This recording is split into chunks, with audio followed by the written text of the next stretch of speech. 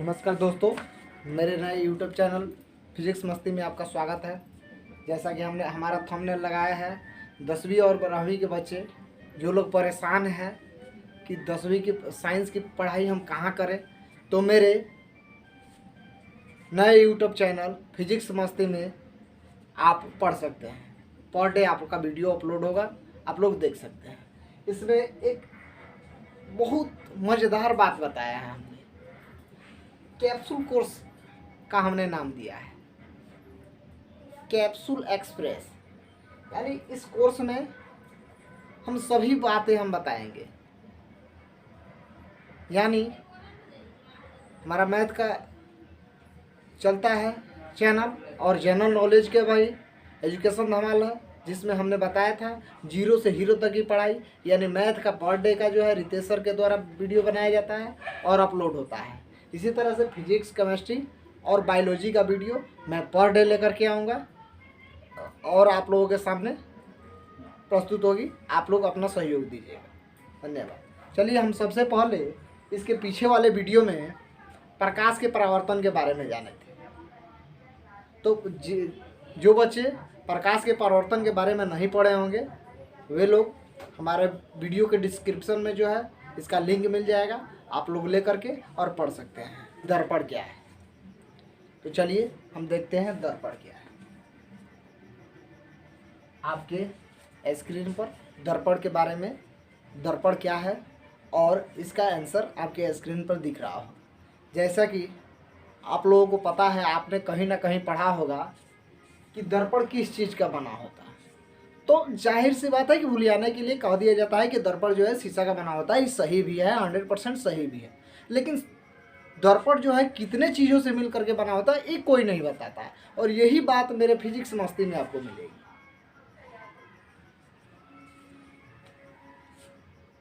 दर्पण दो पदार्थों के संयोजन से बना होता है।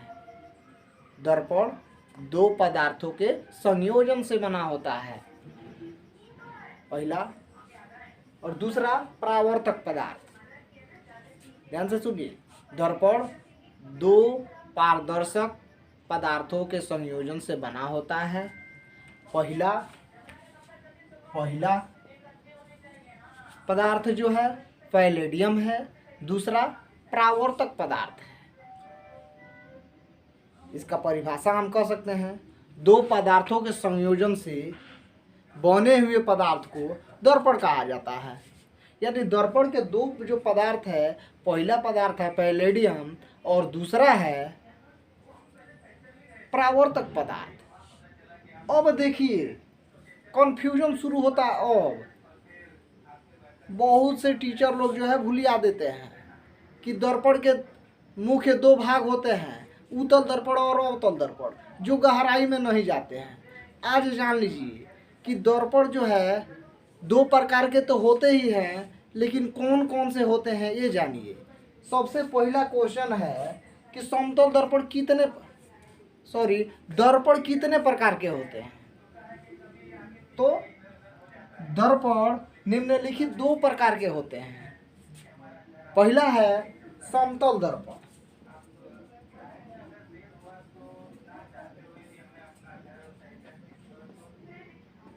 समतल दर्पण। दूसरा है गोलीय दर्पण। पहला है समतल दर्पण, दूसरा है गोलीय दर्पण। तो हम एक एक के बारे में जानेंगे। तो समतल दर्पण क्या है?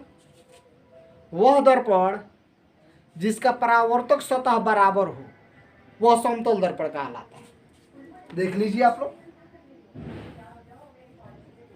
बराबर है ना, ये भी समतल दर्पण है।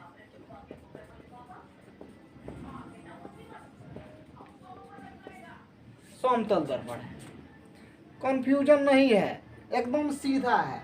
यानी सीधा जो दिखाई देगा और शीशा का बना होता है वो समतल दर्पण होगा। यानी जो सीधा दिखाई देगा, शीशा का बना हुआ होगा, वह समतल दर्पण होगा। अब गोलीय दर्पण क्या है? वह दर्पण जिसका परावर्तक सतह किसी खोखले गोले का भाग होता है। आपको जो है हेडिंग में दिखाई दे रहा होगा बॉल, आप देखते हैं बॉल माने गेंदा, गेंद जो है यह खोखले गोले का भाग होता है। फुटबॉल को ही ले लीजिए, यह खोखले गोले का भाग होता है। इसी खोखले गोले से दो गो दर्पण बनता है। उ दर्पण क्या है, पहिल का है उत्तल और दूसर का है अवतल। अब बताइए, इतना तो भूलिया दिए ना, तब हम जानेंगे कि उत्तल दर्पण क्या है और अवतल दर्पण क्या है। इस गोले में ही दो भाग होते हैं, पहला उत्तल होता है और दूसरा अवतल होता है। तो वह दर्पण जिसका परावर्तक सतह उठा हुआ हो वह उत्तल दर्पण कहलाता है, और वह दर्पण जिसका परावर्तक सतह धंसा हुआ हो वह अवतल दर्पण कहलाता है। यानी आप लोग बात बुझ जाइए